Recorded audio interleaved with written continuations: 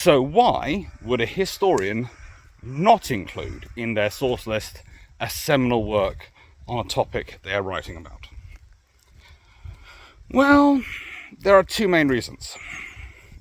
One, for that particular period, they're relying on primary sources, and there's a limit to what books they're going to put in the recommended book list, because if it's not a book they're actually citing, they're not putting in there, because otherwise it gets too long.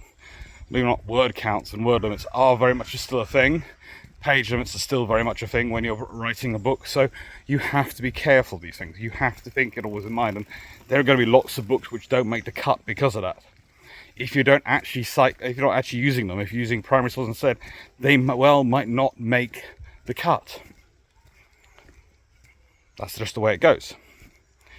And when I'm talking about seminal works, I'm talking works like people like Andrew Lambert, Norman Freeman, D.K. Brown, those sort of historians. It would be the capable of things in my field of naval history. And if you're going to think about in every sort of academic field, there are these authors who stand out, who have been in many ways, the authors of their generation. And they're great books. They are really great books. I won't be surprised if a few years there's Nicholas Rogers and Andrew Boyd are also there in my field. They're all excellent works. But there's the other reason we're a problem to cite them.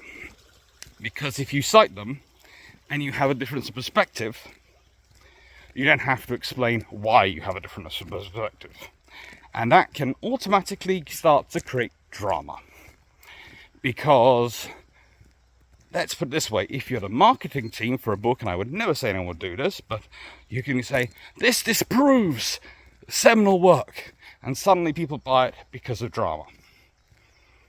And actually what it is not a difference of evidence, it's not even really a difference of point, it's a difference of perspective on and the analysis and how you're weighting the evidence. Now, some historians like drama. It sells books. Some, like me, don't. I don't see the point. I will write a book, and example is Troubles, Past, and Darings. I write the book. It hopefully stands on its own. If it doesn't, but if I have to make drama to sell it, that's not my way. So I won't. So the easiest way to avoid the drama, if you look like, okay, there is going to be a disagreement of perspective on this point, just ignore the book. Work to the primary sources and leave it be.